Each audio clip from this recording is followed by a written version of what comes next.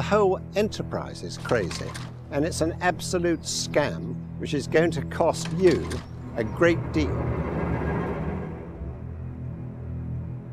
It's rather like paying monkeys, because what happens is the civil servants draw up the list, and if it's vote number 58 and the piece of paper says vote yes, you vote yes, and if it's number 59 and it says vote no, you vote no. It is an absolute farce. It is a complete sham masquerading as democracy.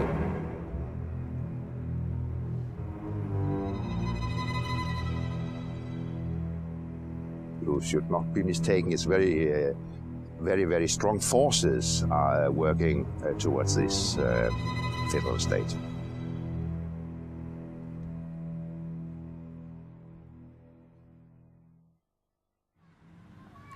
This is the village of Goudhurst. It's been said that if Kent is the Garden of England, then Goudhurst is the Garden of Kent. The English way of life has gone on here for centuries. But is all that about to become a thing of the past?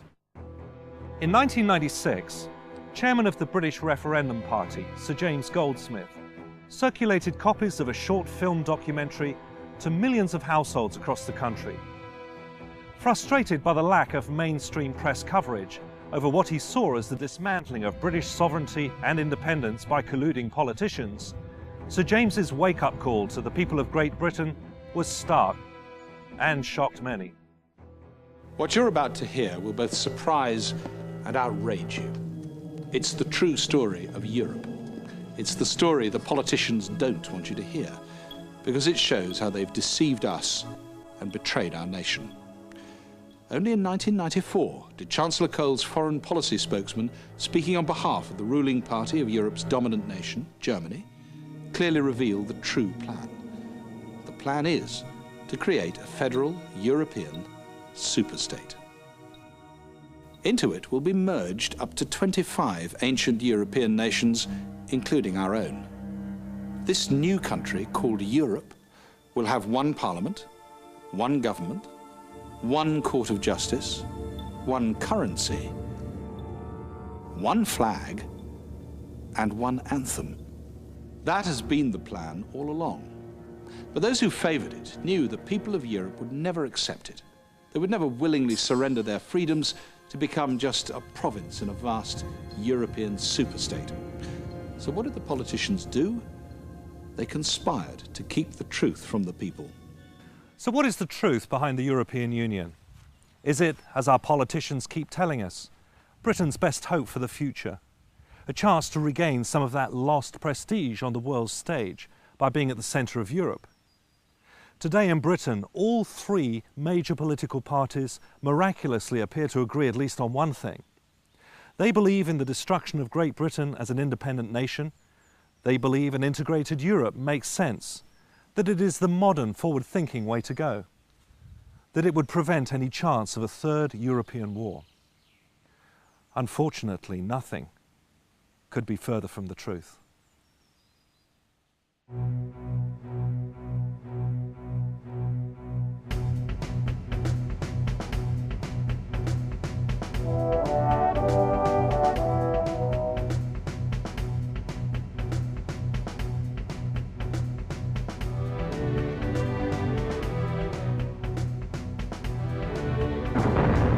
The need to unite Europe grew understandably out of the devastation left behind after two catastrophic world wars. Of all the empires, it was perhaps the Nazis who came closest to pulling off the military conquest and occupation of Europe in recent times.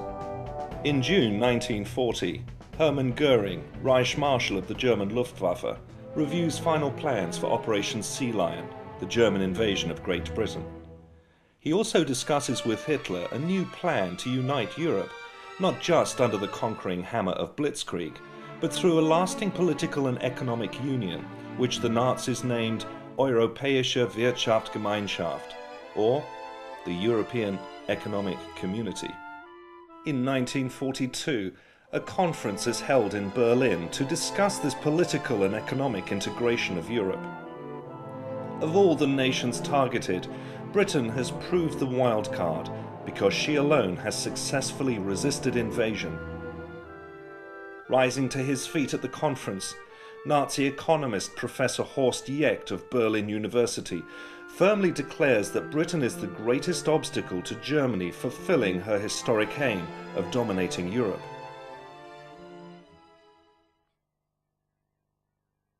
Winston Churchill also believed Britain had an incompatible destiny with that of the continent. Referring to the United Kingdom's reliance on her overseas trade, Churchill stated, "If Britain must choose between Europe and the open sea, we will choose the sea." Both Churchill and Jecht were independently remarking on the same phenomenon Napoleon had noticed 150 years before, that Great Britain was a global trading power, and the nations of Europe weren't.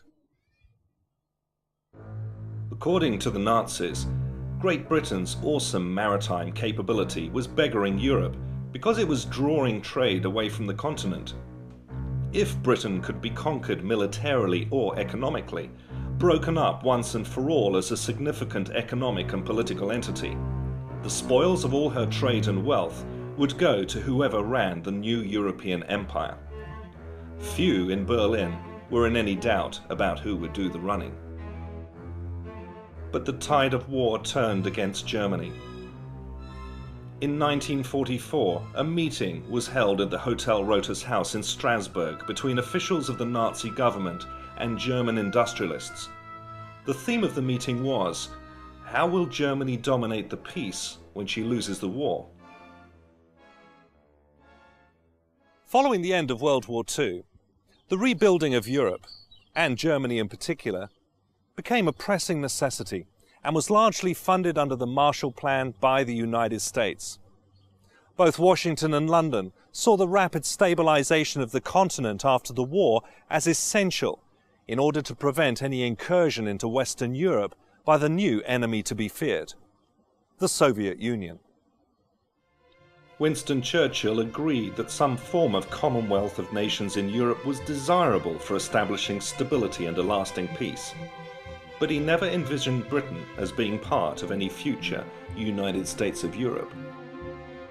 Winston Churchill's view of Great Britain's relationship with Europe after the Second World War is summarized with these words of his. But we have our own dream and our own task. We are with Europe, but not of it. We are linked, but not comprised. We are interested and associated, but not absorbed.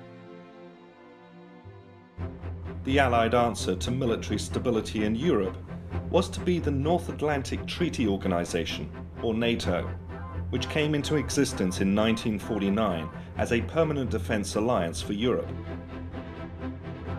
The European Union officially began life as the European Coal and Steel Community in 1951, a modest industrial cooperation between France, Germany, Italy, Belgium, Luxembourg and Holland. 6 years later, in 1957, the Treaty of Rome was signed by the 6 participating coal and steel community nations. Declaring its goal as the ever closer union of the peoples of Europe, the Treaty of Rome went far beyond launching just a common market. It established the fledgling apparatus for an idealistic new superpower. This new entity was given an existing and unsettlingly familiar name: the European Economic Community. In 1963, Charles de Gaulle and Konrad Adenauer signed the Treaty of Élysée, signifying the symbolic burying of the hatchet between France and Germany. This was the start of a dynamic new dual leadership role in Europe for the two countries. De Gaulle later resigned, and within a year was dead. Britain was invited to submit yet another application to join the EEC. This time, Edward Heath, now as Britain's Conservative Prime Minister, signed the Treaty of Rome and took Britain into the common market on New Year's Day, 1973. Responding to deep concerns within his own country that joining the EEC would compromise Britain's national sovereignty and independence, Heath sought to reassure the British people in a government white paper. He wrote, "There is no question of Britain losing essential national sovereignty. The master plan, of course, was well known to Edward Heath, Lord Hailsham and their colleagues in Brussels. It was the eventual creation of a new European superstate out of 25 existing nations in Europe and Scandinavia, and Britain was going to be part of it. From 1973 onwards, the slow but consistent transfer of power from Westminster to Brussels through successive treaties our own politicians signed became known as the acquis communautaire. It was nicknamed the Ratchet, for once powers had been given to Brussels by the member state, they could never be returned. Initially I thought, like everybody else, that we had joined a common market, and what could be nicer and more friendly and sensible and economically wise to do. But since then, in 1975, when we had the vote to remain in that, so we were told, it's become one or two things further than just a common market. It then became, a few years later, a European Economic Community, then a European Community.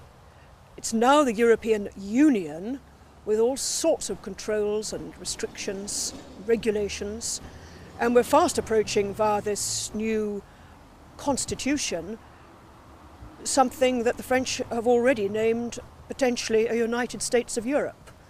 And I'm not at all sure that that's what I and many others voted to join back in 1975. Say in 75 we signed up for a social trade agreement, and it's the people who've let the governments, successive governments, gradually vote away our democratic rights. This government has no right to sign us up to the Constitution without the will of the people. But we need the will of the people to stop it. It's no use coming down in 5 years' time, we've signed up to it, we can't get out of it, and the people say, well, we don't want it. It's up to the people of the day to say no.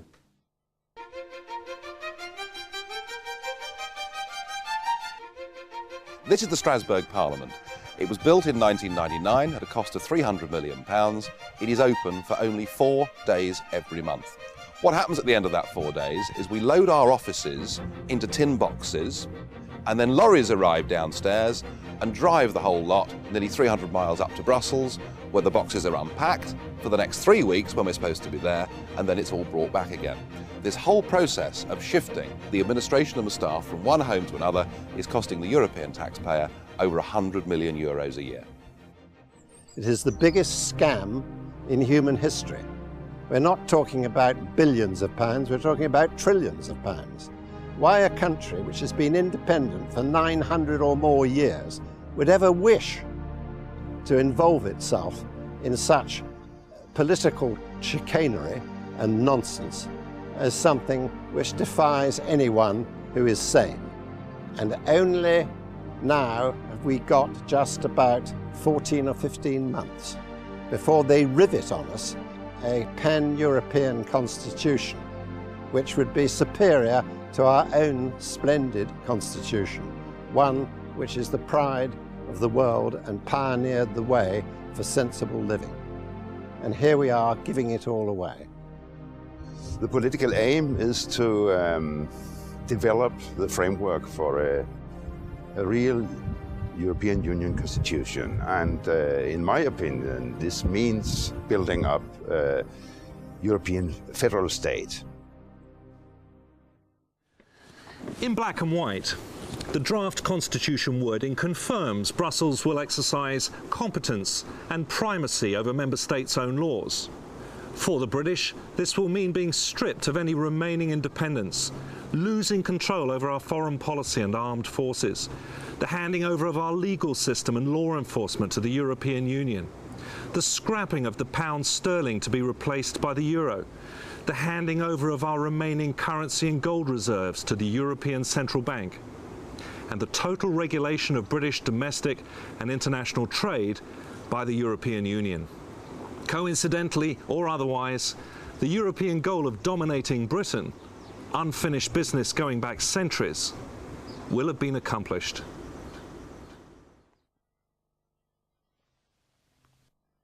Most have already noticed that the job of running Britain is increasingly being carried out in Brussels not by British politicians, but by unaccountable foreign committees most in this country have never even heard of, let alone voted into power.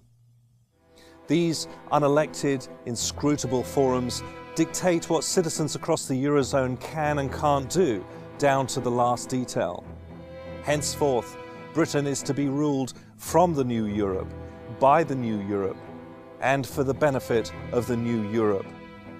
The powers driving this new superstate have always been, indeed as they are today, France and Germany.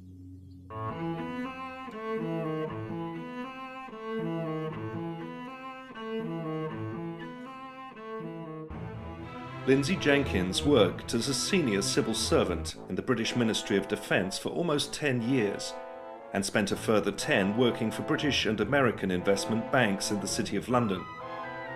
She is the author of 2 books exposing the origins of European federalism and the emergence of the European Union.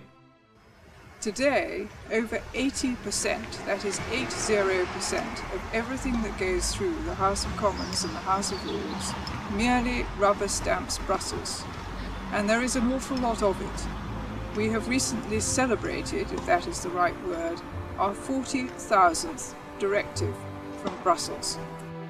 And having attacked central government, now Brussels is attacking our local government structure. So we have lost, just to recap, in the following areas. We have lost 100% of our control, or near enough, over the environment. The British scenery, countryside, everything that comprises environment, including health and safety regulations, absolutely everything. We have lost near enough 100% control over our fishing. We have lost 100% control over our farming. And we have lost 100% control over our trade policy.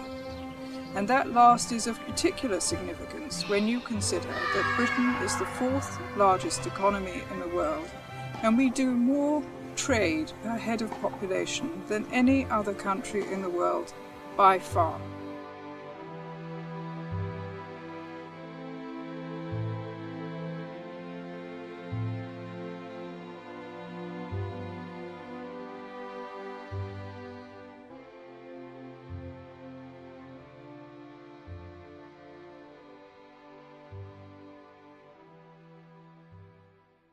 For many in this country, the first experience they have had with the European Union, apart from VAT, came when they tried to protest new legislation introduced to limit the amount and availability of vitamins, herbs and alternative remedies people will be able to purchase and use in the future. The UK has always enjoyed a very open market. Products have been allowed on the market if they're safe, period. There's not been any restrictions on the dosage or the type of product so long as it's safe and poses no risk to public health. The European Directive on Food Supplements changes that completely, and we're going to lose over 300 different nutrient forms. On top of that, there's going to be dosage restrictions, so the 1,000 milligram vitamin C tablet that we've been selling for 40, 50 years, that also will become illegal. So the safe and effective products that we've been used to in this country for decades are going to be illegal for no other reason than Europe wants to harmonise legislation. We are one of 3 countries with an open market in food supplements. We're going to lose our products by the 1st of August 2005. I'm Dr. Paul Lehman. I work in a clinic using natural therapies to treat people, and I regard any restriction of vitamin and mineral production and availability as being very serious and can damage people. We use huge numbers of supplements for our patients that we feel very definitely need it, and they respond very well with them. Most people in Britain today believe that the European Parliament works in a similar way to Westminster. So many thousands of British citizens have written to their MPs and MEPs protesting these and other directives. But do MEPs actually have the power to change the food supplements and herbal directives, or indeed anything? So what are MEPs for? Well, I'll tell you. MEPs are here to vote, and to vote often and to vote regularly. Sometimes we vote up to 450 times in the space of 80 minutes. Now, I have to confess, hands up, I don't know what's going on half the time. I haven't even read all of the documents, so massive are they. Now, it could be that my fellow MEPs down there are all Albert Einsteins and all absolutely understand what's going on. But I suspect that's not the case. In fact, it's rather like paying monkeys, because what happens is the civil servants draw up the list, and if it's vote number 58 and the piece of paper says vote yes, you vote yes, and if it's number 59 and it says vote no, you vote no. It is an absolute farce. It is a complete sham masquerading as democracy. Okay. In 15 minutes' time, we have to go down to the European Parliament and to fulfil our function as members of the European Parliament, which means we have to vote. So what we're about to do now is, with our assistants, who've done a massive amount of reading and work behind the scenes, they are effectively going to tell us what to do. Look at me votes there. What have we got? Yeah. So there's about, in fact, there's a, now look at that. This is a classic example of EU voting.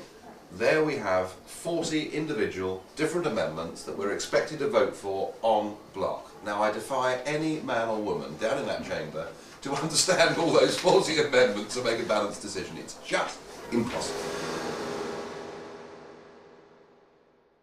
Laws of the European Union are drafted not by the Euro Parliament, but by the EU Commission, one of three powerful forums in which the true might of the Union resides. Members of these forums are not elected to their positions, nor, we are told, will they ever be. When cornered, politicians and public servants routinely tell the British that the EU is just a trading partnership. Yet, underneath the surface, a different picture has emerged. In 2001, a market trader was convicted for selling a pound of bananas weighed using British imperial measures instead of grams and kilos. British District Judge Morgan, in passing judgment upon the hapless metric martyr, stated, "We are now living under a new legal order. The 1972 European Communities Act was a one-off, not an ordinary treaty, but a new way of life. These are new constitutional powers. The British Parliament surrendered its sovereignty in 1972. European laws have overriding force with priority over our British laws. The articles on the supremacy of the British Parliament are now only of historical perspective. They are non-binding." We asked constitutional expert John Bingley whether our politicians were entitled to abandon the rule of law by handing over the powers of British governments to a foreign power. The answer is simple: no. We have much written constitution which is not really fully appreciated in this country. And these documents, the Bill of Rights and Declaration of Rights, along with Magna Carta and many other legal instruments, make it quite plain that allegiance is owed to the Queen, and that allegiance is returned by her through the contract of her coronation oath to the people. And that is not something which may be broken, and our politicians are not entitled to break their oaths of office. It follows, therefore, that no government, with or without a popular mandate, may transfer sovereignty on a temporary or permanent basis to a foreign power that owes no allegiance to the British Crown and is unaccountable to the British people. The new European justice system currently being introduced into the UK is known as Corpus Juris, literally body of law. Corpus Juris is designed completely and permanently to overhaul the British justice system and will include the following: the scrapping of trial by jury. Henceforth you will face a state-appointed judge who will pronounce you guilty or not guilty. The scrapping of habeas corpus.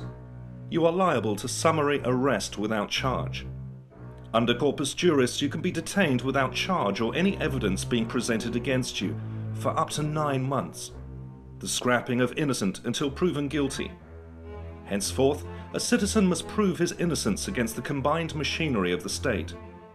The scrapping of double jeopardy, or not being tried for the same offence twice.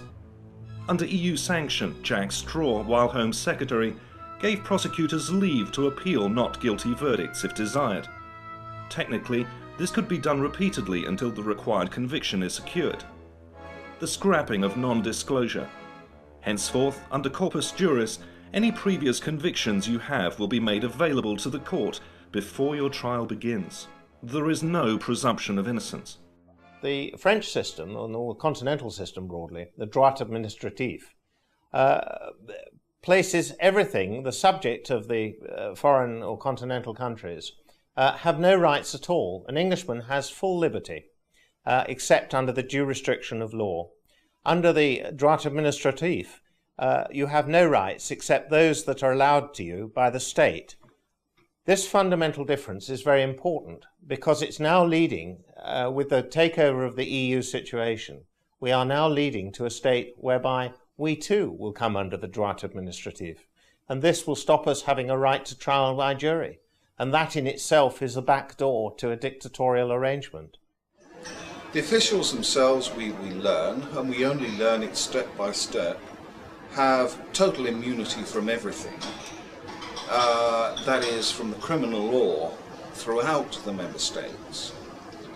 They seem to have extraordinary powers, but as I say, nobody knows quite what.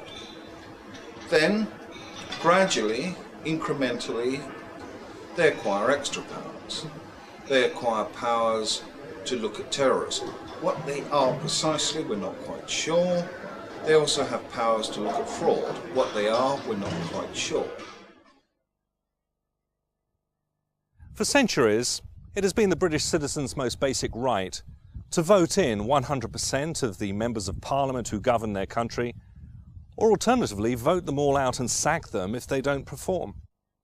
For instance, the basic principle that one Westminster Parliament can always change what the past Parliament did. That's the core of democracy, that you can elect a new Parliament and then you can have a new law. This core doesn't exist in the EU, and it doesn't exist with the constitution we are building now. As more and more EU-sanctioned taxation hits the British taxpayer, from local council tax increases to higher national insurance levies, how many even appreciate the true price of what European Union membership has actually cost Britain? People don't realise that the cost to Britain is £1.3 million per hour, every day, every year. And the way that figure will go is upwards, not downwards. We every year give them a nice big fat Christmas cake, costing billions of pounds, and they decide how many crumbs they're going to give us back. They don't flannel me, but unfortunately are flanneling a lot of people in this country. The Europeans have far higher levels of taxation. There'll be VAT, can you believe it, on food. There'll be VAT on house purchase. There'll be VAT on public transport. There'll be VAT on children's clothing. There'll be VAT on funerals. There's no limit to the greed of the bureaucrat. And the other point, of course, is the sheer financial point, that this place is thick with institutional corruption. You could now buy a cheap airline ticket to come to Strasbourg for about £45 return. When you get here, you're reimbursed nearly £800 for the cost of that flight. Now, this has been going on for the last 20 years, and of course what's happened is that our members of the European Parliament simply haven't been talking about it. The system is fraudulent, it's rotten to the core. The EU's pilfering of airline expenses and the extravagant waste of taxpayers' money on schmoozing and boozing MEPs into compliance is of course serious enough. But there's a lot more. There's the endemic corruption that has existed at the heart of the Union from the outset. The whole thing is corrupt to the core. The scale of the corruption, the figure given in the House of Lords Committee was that it was £6,000 million worth of corruption in a single year. Their accounts haven't been signed off for the last 8 years. Why would anyone wish to be governed by something which is utterly corrupt It is beyond belief. And I think, quite honestly, all these MEPs in Brussels, we are going to have an awful job trying to break this down simply because they're on a cushy little number. And that has always been the problem with not only the MEPs, but our own government. They're too busy feathering their own nest. In 1998, a man called Paul van Buitenen, who worked in the European Commission, decided that fraud, waste, mismanagement, corruption and nepotism had become so bad that no longer could he hold his peace, and he went public and became the first whistleblower. It turned out that in fact all of his claims were right, and the entire European Commission were forced to resign in disgrace. The president of that commission, Jacques Santer, is now here as a member of the European Parliament for Luxembourg. And Commissioner Kinnock, who was one of the 20 that had to resign, is now a vice president of the European Union and has been put in charge of sorting out fraud. Well, how well has he done? Well, there's now another whistleblower. Her name's Marta Andreasen. She went to Commissioner Kinnock. She said, look, I'm sorry, Commissioner Kinnock, but I cannot sign off these accounts. You're using a cash-based system. You're not using double-entry bookkeeping, which incidentally was invented in the late 14th century. She said, I cannot sign off these accounts as being a true and accurate record of the EU's finances, and for her trouble, she's been suspended pending an investigation. Everybody talks about reforming fraud within the European Union. I think this whole system is so rotten that it's now unreformable. It means that you will be ruled for the first time by people you cannot sack. Why would anyone want to do that voluntarily? It's the politicians of all three major parties who are all hell-bent on ever closer union. Ever closer union, in fact, means ever closer strangulation.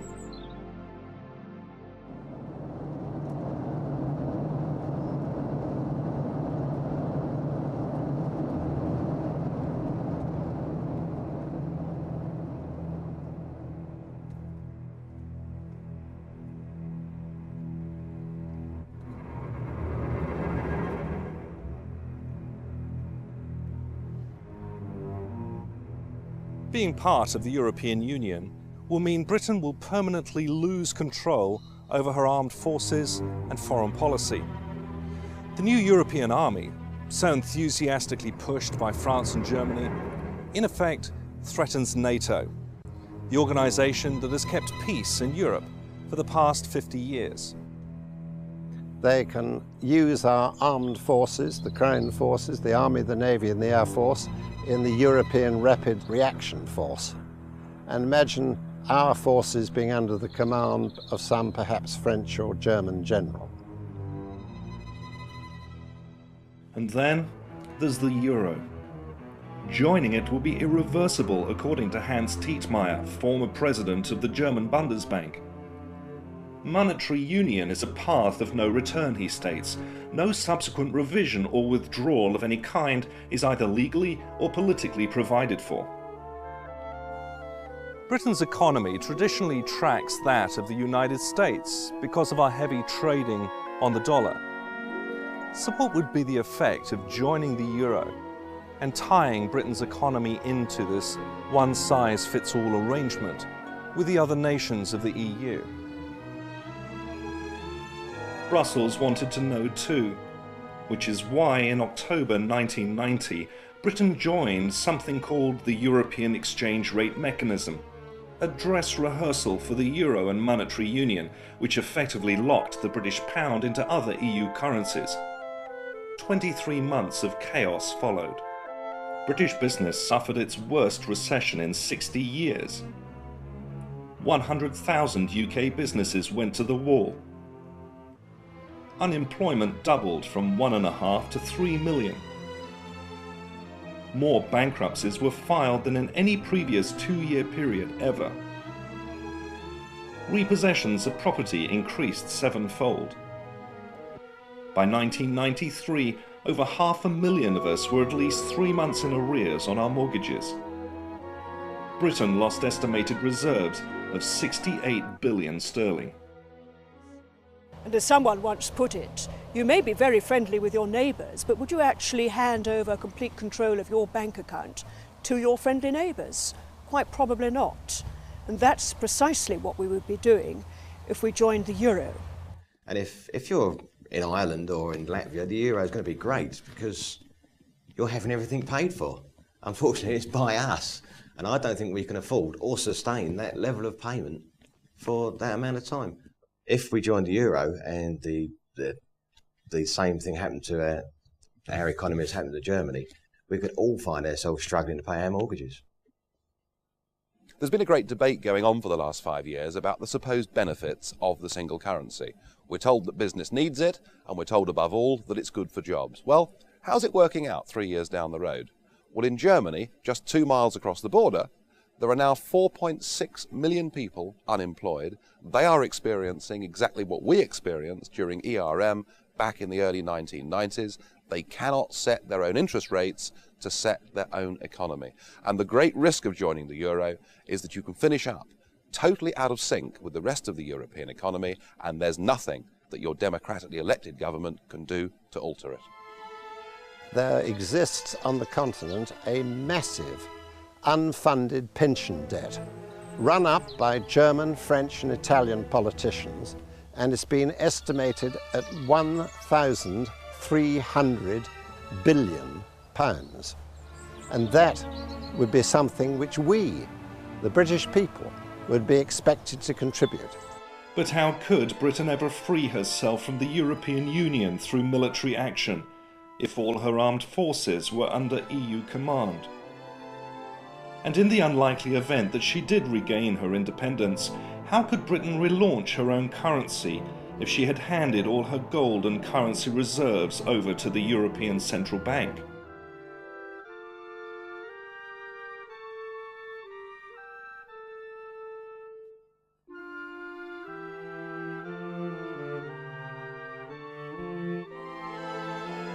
And the question that you can ask our ministers is, how is it that they have sworn oaths of office that say that they will defend all jurisdictions and authorities belonging to Her Majesty against all foreign powers, and then they give away those powers of governance, or are purporting to give away those powers of governance, to those that owe no allegiance to this crown?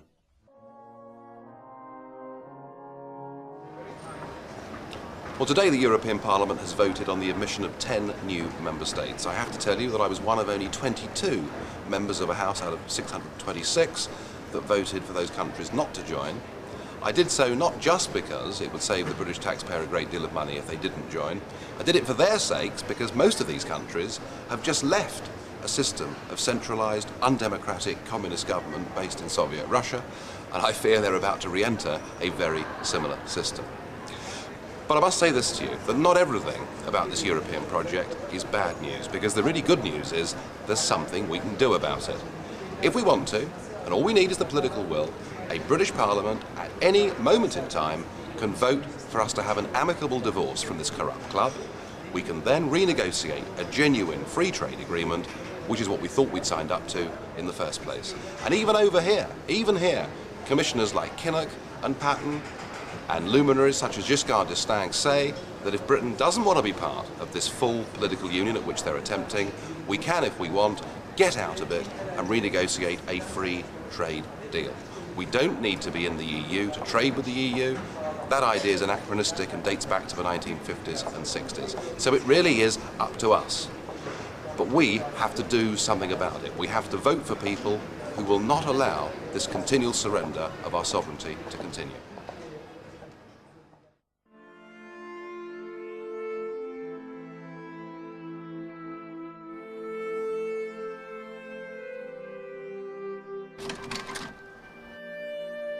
If we don't do something about it in the next couple of years, it's goodbye democracy and everything which we've fought for centuries. Time is running out. I think Britain joining the EU contradicts the British Constitution and the common law. The Magna Carta, the Declaration of Rights and the Bill of Rights and the monarchy are undermined, and I see the danger of British people losing their rights and liberties by joining the EU.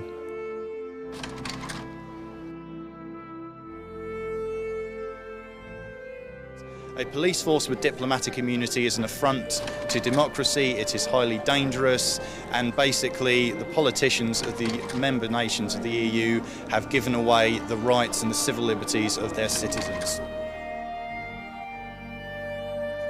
It follows, therefore, that no government, with or without a popular mandate, may transfer sovereignty on a temporary or permanent basis to a foreign power that owes no allegiance to the British Crown and is unaccountable to the British people. So I say, if you want to turn your democracy into a European federation without the British having any definite say on your own laws, then you make a historical mistake.